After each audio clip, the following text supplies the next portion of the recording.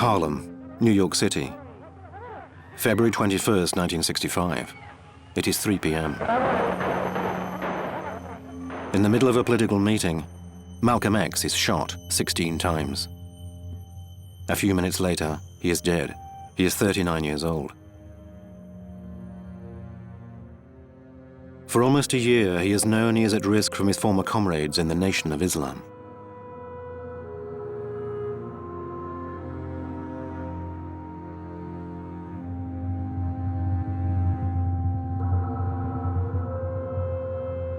On this day, they silence the voice of freedom for millions of African Americans.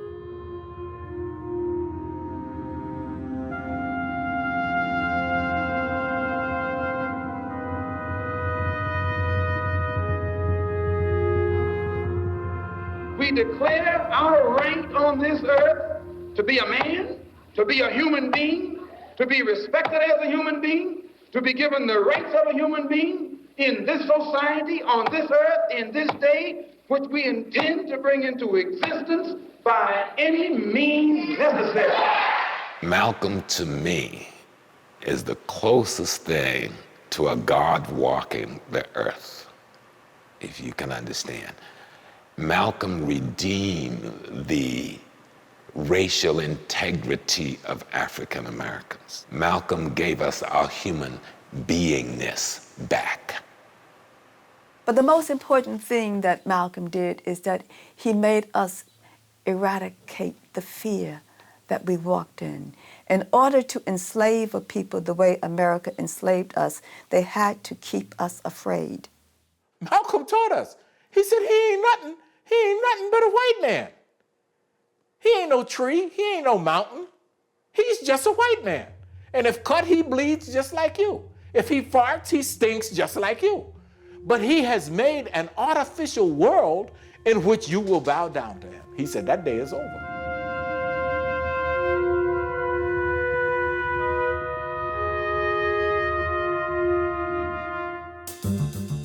May 21st, 1964, 9 months before his assassination.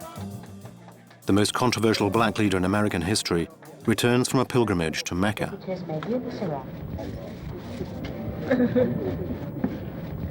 Well, I'm a Muslim. Islam is my religion. And it's my intention to try and spread Orthodox Islam among the Afro-American community and people, period, in this country, because I think it's the only thing that creates brotherhood. Do you feel that your message, apparent message of love that you brought back from Islam is the real reason they're after you, because you're not hating as hard as they want you to? Well, I never did hate anybody hard. I never hated anybody hard. These few words in the mouth of Malcolm X have the effect of a bombshell. The American press prepares their biggest headlines. The priest of black pride no longer hates the white folks. And yet he has plenty of reasons to hate American society. Born Malcolm Little in 1925, he grows up in a country where blacks are still Negroes. In the North, the American dream ends on the frontiers of the black ghettos. In the South, apartheid is openly declared, and lynching is a recreational activity.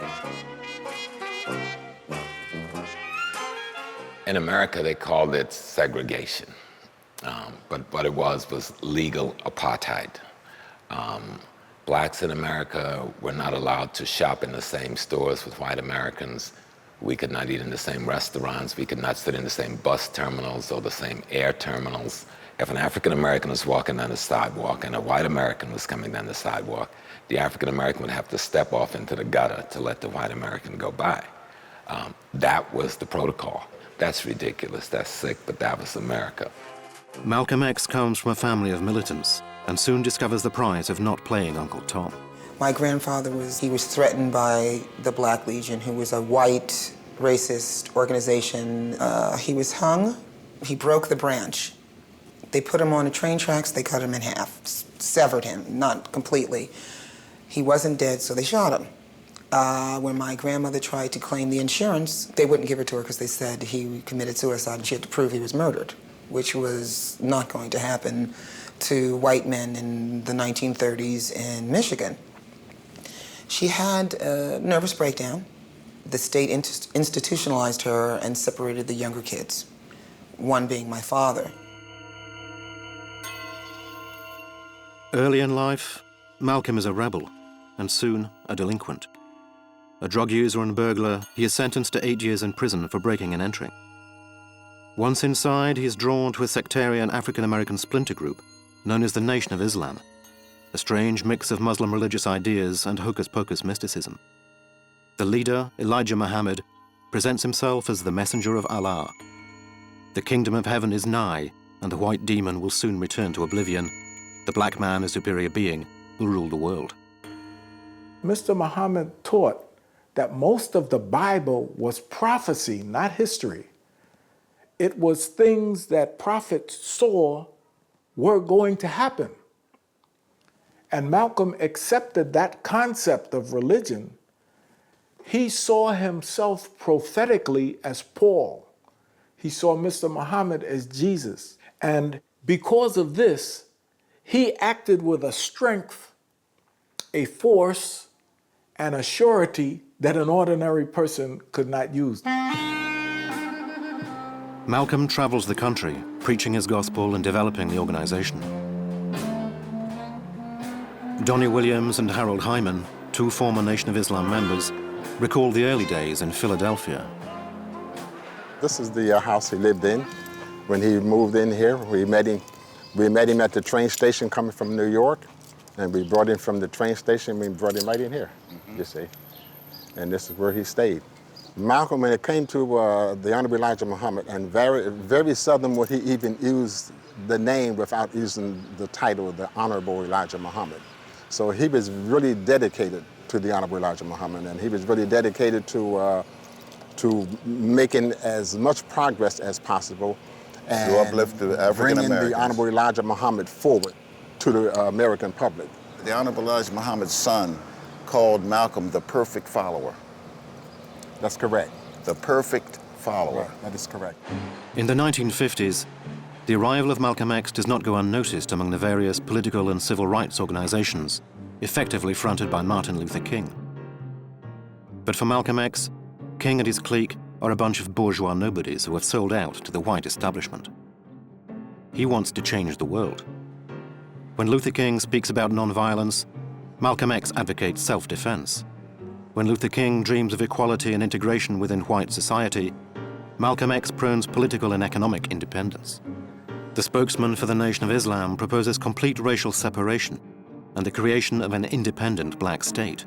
In the ghettos, Malcolm X becomes a spokesman for revenge. The Honorable Elijah Muhammad teaches us that God now is about to establish a kingdom on this earth based upon brotherhood and peace. And the white man is against brotherhood, and the white man is against peace. His history on this earth has proved that.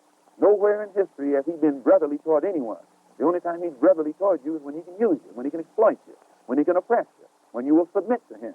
And since his own history makes him unqualified to be an inhabitant or a citizen in a kingdom of brotherhood, the Honorable Elijah Muhammad teaches us that God is about to eliminate that particular race from this earth.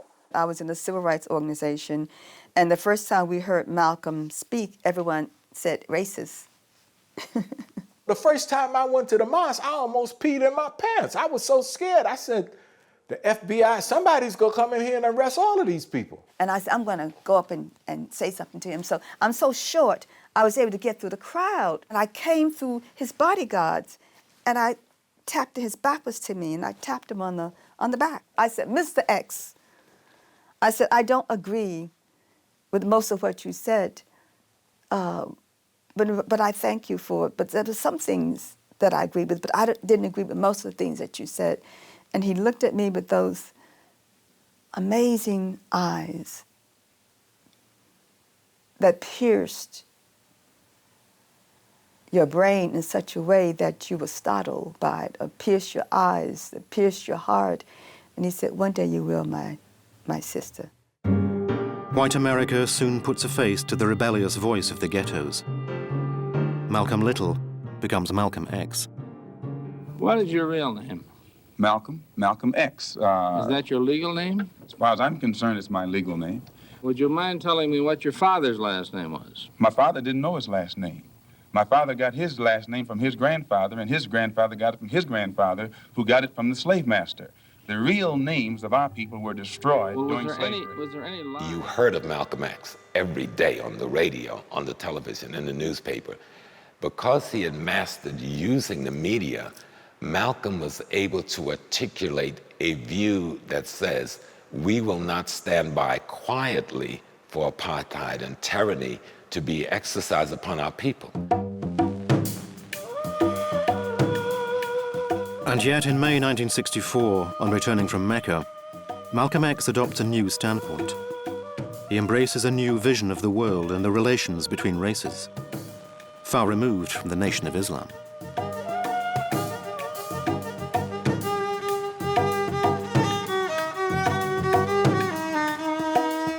So gradually, my father saw true Islam, Asians, Europeans, Africans, all sitting together. And he could actually sit with these people and not feel resentment. And he made his Hajj, and it changed his life completely. He finally saw what the world was. And it wasn't just a civil rights issue between blacks and whites in America. It was a human rights issue. But is this a veritable revelation? Or as a wily tactician, does he have another agenda? Brother Malcolm was not an idiot. He knew that black people could not function in a world all by themselves. He knew that you needed to form alliances with other people, in order to get certain things done. I don't believe that Malcolm would have ever changed to the point where he would have accepted white people as people who could be trusted. Alliances and trust. Malcolm X certainly needs them in May 1965.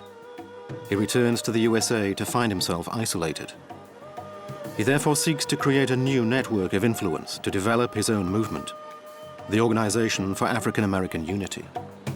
After he had the press conference, him and Abdullah Razak went downtown and got an office space in Teresa Hotel.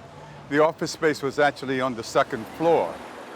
He says in his press release that he still believed that the Honorable Elijah Muhammad's solution was the best solution for African Americans, and that was separation, that he's going to work with whoever, whenever, and however he possibly can. He finds support from a number of newly independent African nations. His aim is to unite all the black peoples of Africa and America against Western oppression. They say that the most powerful bloc in the UN are the African Asian bloc. These are the poor nations. Yet they carry more weight in this political body than the nations do who have all the money. Why? Because no matter how wealthy America is, she only has one vote. You and I have to look at this and understand this, that the ballot is as powerful as the bullet. At least they're both important. And if you don't use the ballot, you're going to have to use the bullet.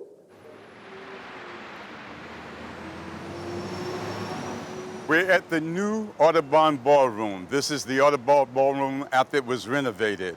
This is the place where he used to hold his meetings. And most times the meetings was on Sundays.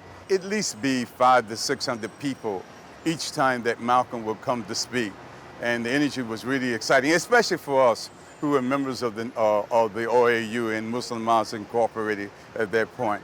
And especially also when he brought people out like Mohammed Babu, who was the leader of the revolution, and Zanzibar. His reputation soon extends well beyond the United States.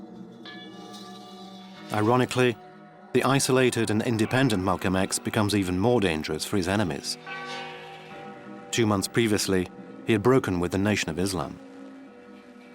When did the things started to go bad in between Elijah Muhammad and Malcolm X? When Ronald Stokes was killed. Pure and simple. April 27th, 1962, Los Angeles. Ronald Stokes is a disciple of the Nation of Islam. He is killed during a police check, shot down while his hands are in the air. The check is unlawful. The event causes a scandal at the time. Mr. Muhammad said this and wrote this. He said, "You see these men? These are Muslims. These are the fruit of Islam. If you kill one of them, you must die. You must be murdered because they are the best of Islam. There are widespread fears of escalating violence. True to his principles, Malcolm X visits the scene and warns the forces of law and order. We do not endorse Martin Luther King's philosophy of turn the other cheek. We don't turn the other cheek to anyone.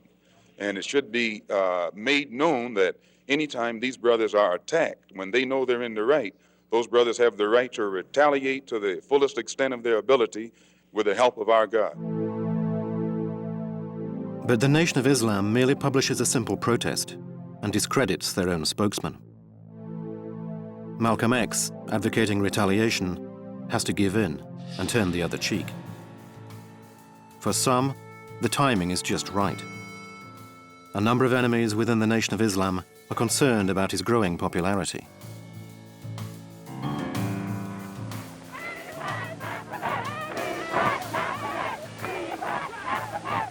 He was teaching or speaking the words of Elijah Muhammad, but if you ever look at Elijah Muhammad's speeches, he was a weak, feeble man. His speeches were pretty lame. He was sickly, asthmatic, and he needed a speaker.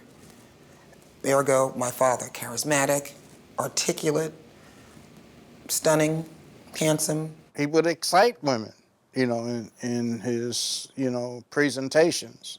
Some would even have orgasms right in the audience, but that they could see, right?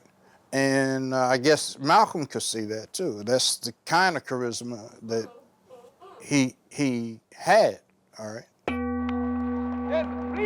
But jealousy isn't the only reason.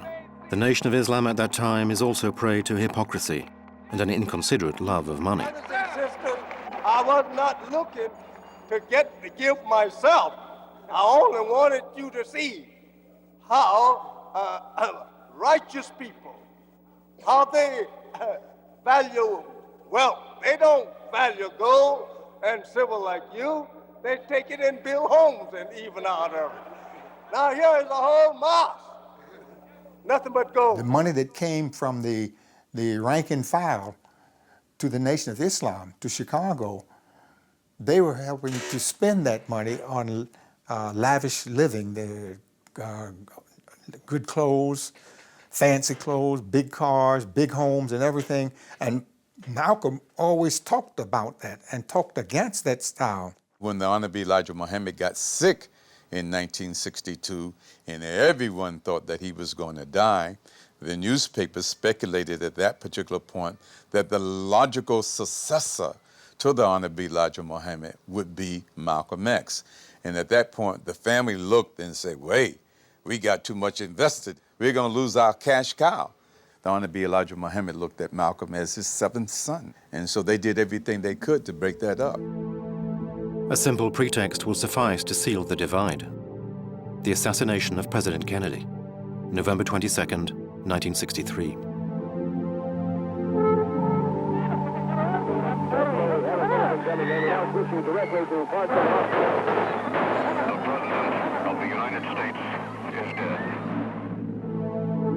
Elijah Muhammad forbids his disciples from commenting on Kennedy's assassination.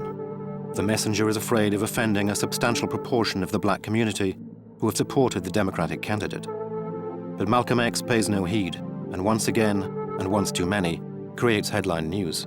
And a reporter asked him, what do you think of President Kennedy's assassination? And Malcolm went on talking about this, that, and the other that President Kennedy did. He said, so, the assassination was a case of chickens coming home to roost, and chickens coming home to roost never made me sad. Chickens coming home to roost always made me glad. Those were his exact words. I was there and I was officiated at Manhattan Center. And I called him and said, these reporters are here. Do you want them here? And he said, or shall we put them out? He said, don't put them out, but don't let any others in. And this is how the white propaganda establishment back then paraphrased it. Their spin was, oh, he hates all white people and he's glad the president's dead. That's not what he meant. What he meant was, here you have a suppressor all over the world, colonizing, reaping the benefits, suppressing the indigenous people, creating wars, choosing who's going to get medicine, who isn't, who's going to get aid, who isn't, and it comes back and bites them on the ass. The Nation of Islam's response is not slow in coming. 2 weeks later, Malcolm X is suspended as spokesman. But everybody thought Malcolm would be out for 90 days, and then he'd come back in. But before the 90 days were up, and brothers started talking about, don't call him Malcolm, call him Red. He never was with the messenger. Yeah, he ought to be killed, so and so. I said, killed? No, I said, that's unacceptable. So I called and finally I reached Malcolm and I told him, and he laughed. He said, ain't nobody gonna kill me. He said, I wasn't a Sunday Muslim. I gave 12 years of my life to that organization. I said, well, it's escalating. They're talking about killing you. The word is soon passed around the Nation of Islam mosques. So this is it. Okay. Now this is the first mosque. This is the first mosque. This First is the temple back, as they used to. That's right. This became temple number 12. Right. They started saying in the mosque at that time that Malcolm's name should never be mentioned again, and I just couldn't see that. And I said they just dropped him like a hot potato, and he did much of the work that we enjoy today. I just didn't understand how they could just go completely against this man. Like he wasn't nothing. And I said this is not right. And I knew then it was time to leave unless somebody could really explain to me what's going on. Things really started to happen. The signs of death threats were increasing.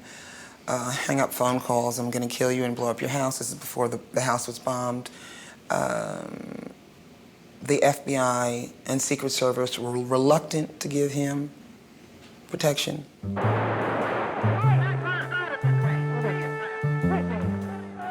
The tension between Malcolm X's supporters and the Nation of Islam can only intensify.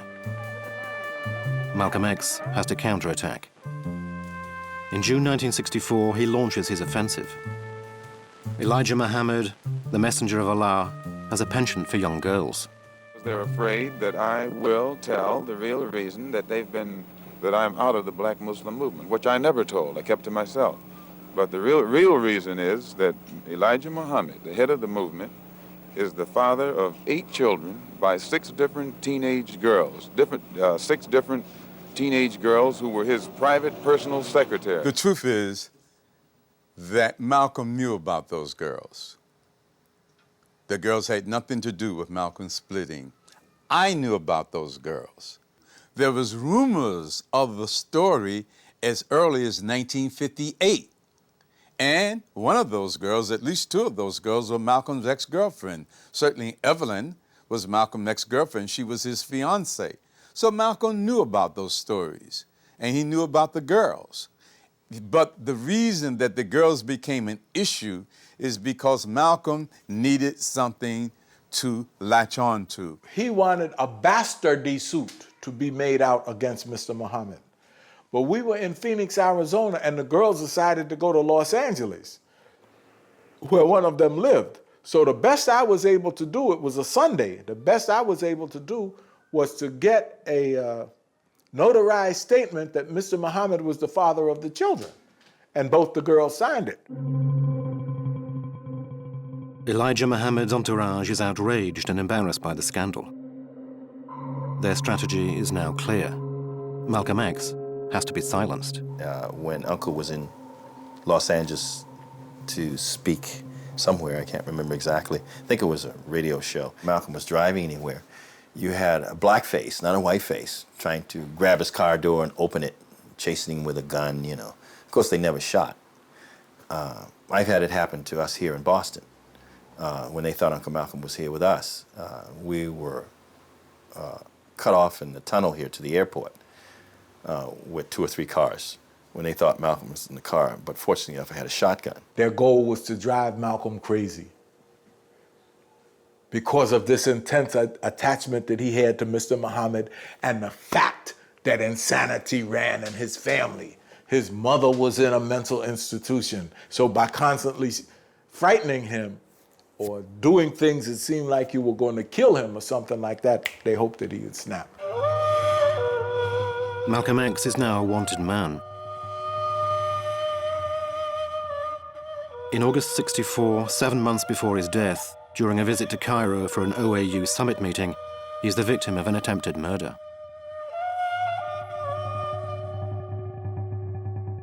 His life is in danger. He's seeking allies. He's trying to stay alive. People are trying to kill him. He's poisoned in Cairo, sitting at the table of Abdel Nasser, for God's sake. People say to create a division between African Americans and Islamic countries, right? They never could find a waiter who brought him this food, you know. And later account was that he had poison in him to kill 10 men. He survived it, but he was definitely weakened. Whoever may have been behind this bizarre murder attempt is still a mystery. It is hard to imagine that the Nation of Islam could have set up such an operation so far from home. But who else wanted Malcolm X dead? 6 months later, another disturbing event occurs during a trip to Paris. February 9th, 1965. As Malcolm X steps off the plane, he is refused entry into France. Were the French subjected to external pressures? Were they informed of an impending attack and hoped to avoid it taking place in Paris? Or did the prefect of police, Maurice Papon, simply frown upon the arrival of an African-American agitator? In any case, the event raises a great deal of controversy and continues to fuel no end of conjecture concerning Malcolm X's assassination. When he came back to the United States, several of us met him at the airport, at Kennedy Airport. And in riding back to the city with him in the car, he said something very strange. He said, you know, I've come to realize that I made a mistake. I found recently that my troubles are not from Chicago. And so we said to him, well, where are these problems coming from? And he pointed down south. He said, from Washington. I saw him for the last time. I was in near tears. You know. And he told me to leave the country because you didn't know who you could trust. You know, he was tremendously emotionally impacted by the government's plan to destroy our leaders.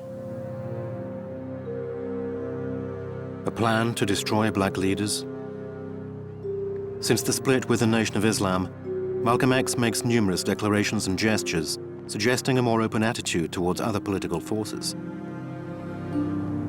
In so doing, he moves closer to his former sworn enemy, Martin Luther King. The coming together of Martin Luther King Jr. and Malcolm X created nightmares for the FBI. J. Edgar Hoover in 1965 or 6 wrote an infamous internal memo called the Black Messiah. Hoover says, above all else, we must stop the rise of a single black Messiah who can unite all black people in the United States. Selma, Alabama, February 1965, 3 weeks before the assassination. Martin Luther King is campaigning in a state still very much prey to racial segregation. Well, our campaign here in Selma is to do a very simple yet important thing, namely to get the right to vote. I order you to disperse, otherwise you're under arrest for contempt of court. Shall we stand in prayer until the time is given for us to disperse by this sheriff breaking Judge Thomas's order? The operation is transformed into a riot. The Reverend himself is arrested. Once again, Malcolm X makes the news. He arrives in Selma, Alabama to support Dr. King. Malcolm goes to Coretta Scott King and he says, I am not here to foment discontent. I'm here to provide support for your husband. I respect Dr. King, and I want you to understand that my role is to be the left wing in this movement, to frighten white America so that they negotiate with Dr. King. And he and Dr. King had a 2-hour interview over the phone. And I do know that Dr. King sent his lawyer to Malcolm's meetings on taking the United States before the UN for the charge of genocide against African Americans. Accusing the USA of genocide in the midst of the Cold War would be a catastrophe for the image of the American government. But Malcolm X is determined to see it through. Thanks to his relations with various African governments, the radical leader organizes a second diplomatic front. And let me tell you what I think that really sealed his doom. The United States, Belgium, I think England, I don't know whether France was involved, but there was this big thing going on in the Congo. And they sent troops into the Congo ostensibly to protect some white nuns who, of course, were being threatened by these African savages, as they always like to say. 2 African UN diplomats, because of the groundwork laid by Brother Malcolm at the OAU meeting, said if the United States has the right to invade into the Congo to save these white nuns, then who's to say that we don't have the right to militarily assist the African Americans in Mississippi who are being killed? This was unheard of. February 14th, 1965. At 2 o'clock in the morning, unidentified individuals throw Molotov cocktails into Malcolm X's home. A disturbing coincidence, perhaps. Suspicion immediately falls on the Nation of Islam, the ideal suspect, as for months the organization has been claiming the house belongs to them.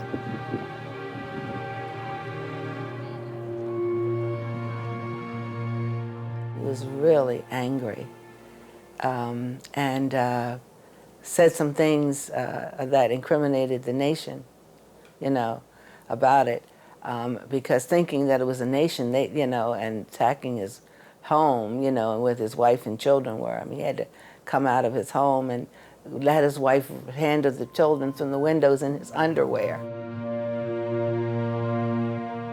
The investigation into the fire is barely even opened, particularly as just 1 week later, Malcolm X is dead.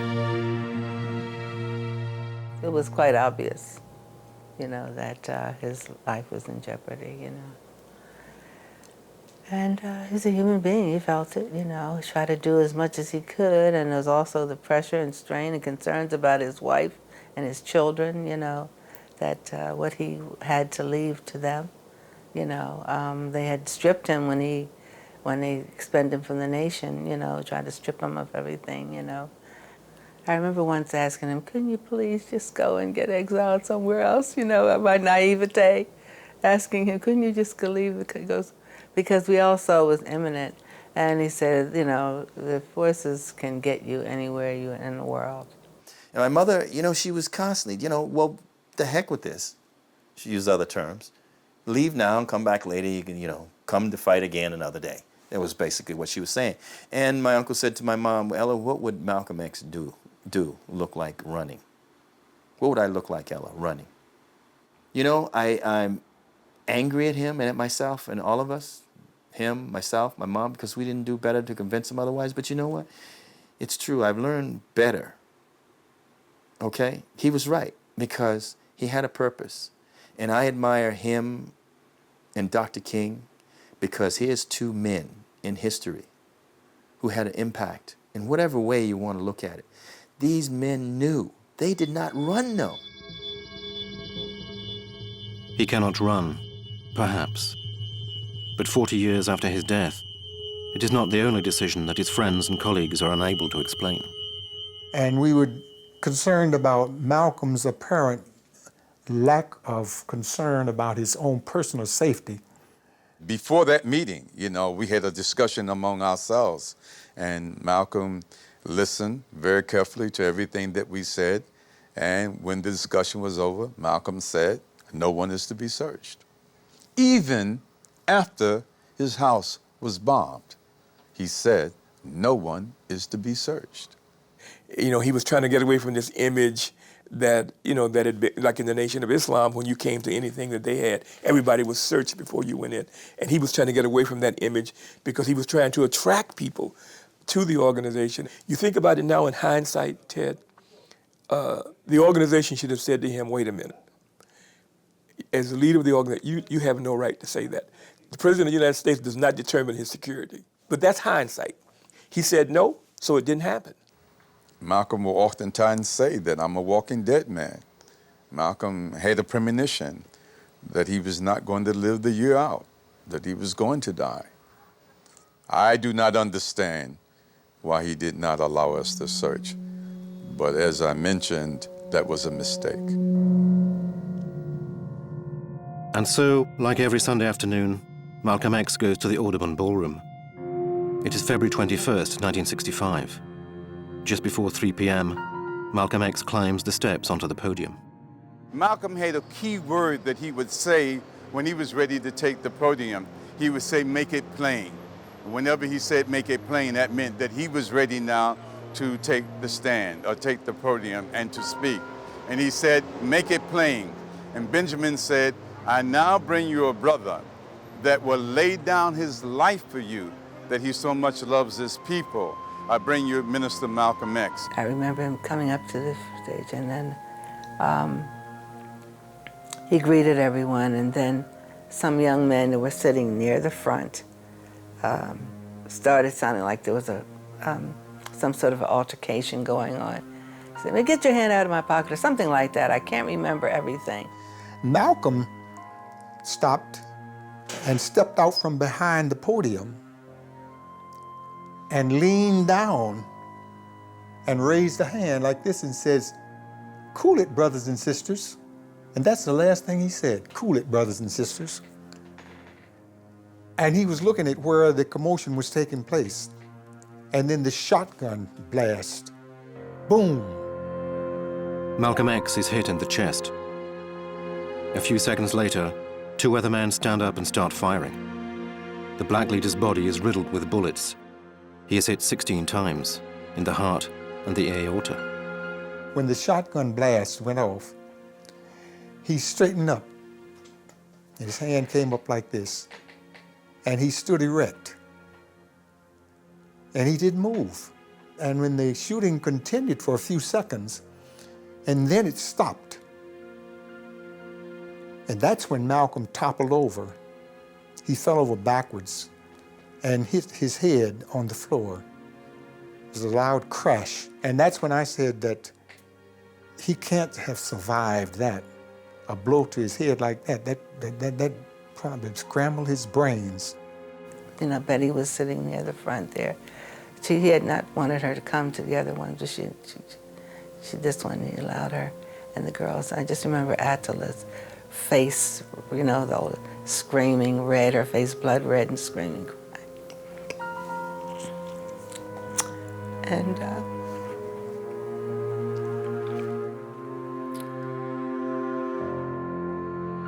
I jumped up on the stage, and when I got there, one of our members named Mary Koshiyama, she had him in her cradle in her arms, and I saw all these holes in his body. They had opened his shirt up, and I saw all of these holes in his body where he had been hit by the, by the bullets, and he was gasping. He was gasping for breath, and I remember thinking to myself, he's gonna die, he's gonna die. You could see them, I think there were about 8 pellets. Each one of those holes about the size, it's large enough that you could put your little finger into. There was no blood. The blood had obviously just drained to some other part of his body. And I saw him exsanguinate. I saw the life leave him. He turned from his color to white. He had bled out.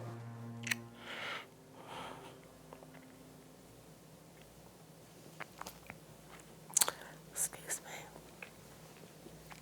After it quieted down, I mean, there was, I went up on the stage and Betty was standing over him, was kneeling over him. You know, she's a nurse.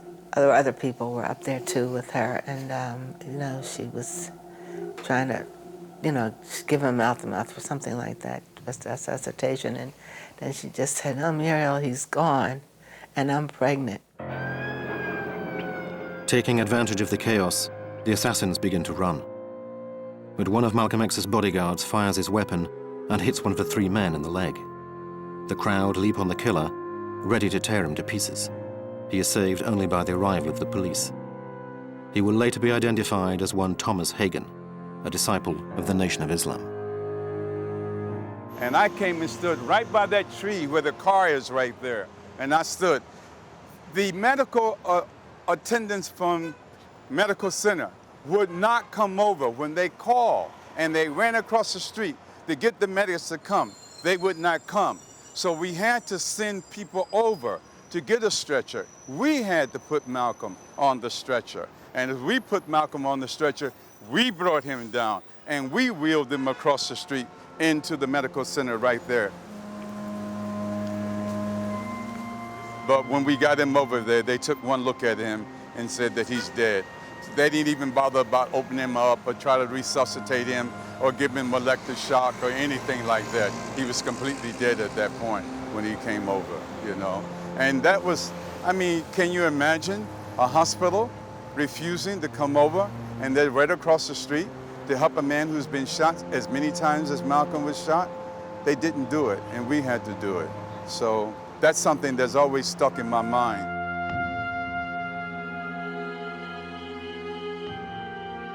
Some police came around in that photo, but they did nothing, absolutely nothing. But prior to that, the irony is the two men who took the gurney were arrested, detained, and released for stealing hospital property. I mean, that makes no sense.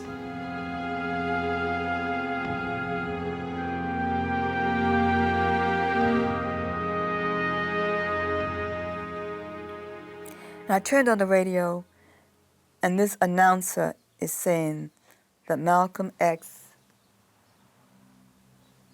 had been shot and he was dead. And the way he said it was such a derogatory fashion. And I screamed, and I dropped my coffee, and I fell on the floor and started to sob.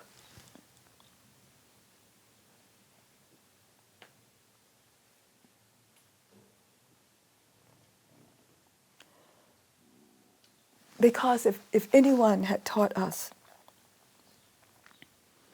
about ourselves, about what it was to be black, what it was to be a human being, from Malcolm I got the whole idea of what it meant to be human. The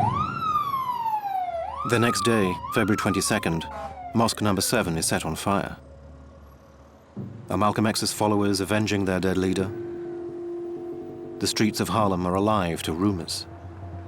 Are the FBI seeking to spark off violence between the two clans? Conspiracy theories or police provocation? Questions are still being asked today about who ordered Malcolm X's assassination. With Hagen's arrest, the involvement of the Nation of Islam is no longer in doubt. But a number of disturbing and intriguing events that day raise certain questions. The NYPD had ubiquitously covered Malcolm's public addresses at the Audubon Ballroom in Upper Manhattan with at least 20 to 24 men on any occasion. But on this day, there were only 2 police officers assigned to the building, and they were ordered to remain in the very small Rose Ballroom on the 2nd floor, physically as far away as possible from the grand Audubon Ballroom where the event took place. So the police obviously had been informed by the FBI that the murder was going down, and they pushed back in order to help facilitate it. Furthermore, Malcolm X's bodyguard claims he hit 2 of the assassins. Thomas Hagen is stopped by the crowd, but the second man manages to escape. Herman Ferguson was outside the Audubon Ballroom at that precise moment. This officer started walking back towards me, and he was assisting a man who was wearing an overcoat and who was wearing a fez. and he brought him to the car, and he opened the back door and put him in the back seat. The man was bent over and probably, I mean, he was in severe pain. It was like he had a stomach wound. I heard this officer say to the driver of the car, "Let's get out of here." And I expected the police just to make a turn and go right across the street and take this guy to that hospital and get some help for him. But instead of doing that, the driver of the car straightened the car up and drove straight down 166th Street, down the street, down the hill, and I never saw that car again. And that has always puzzled me. Did the FBI facilitate Malcolm X's murder? The investigation, or parody of an investigation, would lead to the arrest of 2 Nation of Islam members several weeks after the assassination, Norman Butler and Thomas Johnson, 2 hoodlums well known to the police for minor offenses. Everybody could have recognized Norman Butler and Thomas Johnson, because Johnson used to, in the 1960s, 62 and 3, carry groceries once a month to Betty Shabazz at Malcolm X's home. Literally. He was a chauffeur for Malcolm. So his people and his entourage would have recognized him and stopped him at the front door. He never would have gotten into the Audubon. When I was questioned, this is what Ferdinand Cavallaro asked me. Can you prove that Norman and Thomas were not in the Audubon ballroom? And I said, no, I cannot prove that because I was in the Audubon ballroom. And the only way to prove that they were not in the Audubon ballroom would to have been with them at some place other than the Audubon ballroom, which I cannot do because I was in the Audubon ballroom. I said, what kind of shit question is that to ask somebody? In his statement, Hagen swears that Butler and Thomas were not involved, to no effect. In 1966, the 2 men are sentenced to 20 years in prison. Hagen himself is given life. 11 years later, he divulges the true names of his accomplices, both members of the Nation of Islam. To this day, neither of them have been brought to justice. A week after Malcolm X's murder, 22,000 people pay a final silent tribute to his memory. The whole of Harlem mourns their lost son. On February 27, 1965, his body is taken to Hartsdale Cemetery in Queens. 1,500 people follow the hearse, closely surveilled by the FBI and the NYPD. We see all these helicopters, and Governor Rockefeller, I think at the time, he had the road blocked from New York City all the way up to the cemetery, snipers and people in the bushes and all this business, and the roads blocking police cars.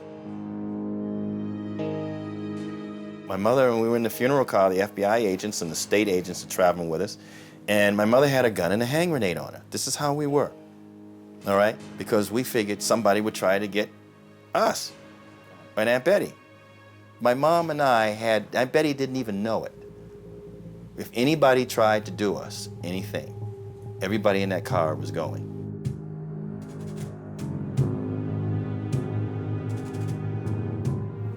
I can remember I did not tell my mother. She was always afraid when I was involved with Brother Malcolm. So I never told her I was going to be a pallbearer. I was in the front with the, with the coffin when we carried it out and carried it over to the grave. But it was a tremendously sad day for me. It was, up until that time, it was the saddest day of my life. I remember Peter and I carrying the casket, putting in the car. Everybody wanted to get a piece of the casket and hold on to it, and as I'm putting, I step back and let, these people wanted to feel for Malcolm what they wanted to feel, who really loved him. And that was their time. For us, was our time. We had him when he was alive.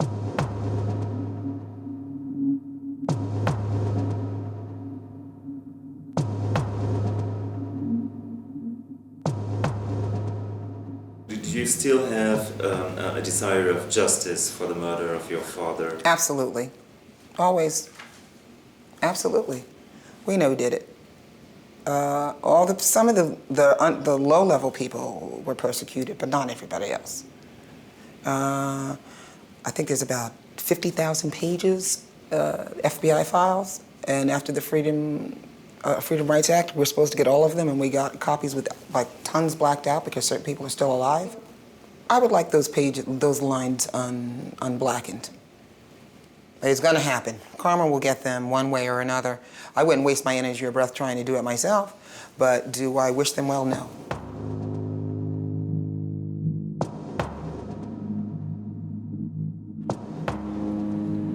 "40 years later, Malcolm X is still an inspirational figurehead.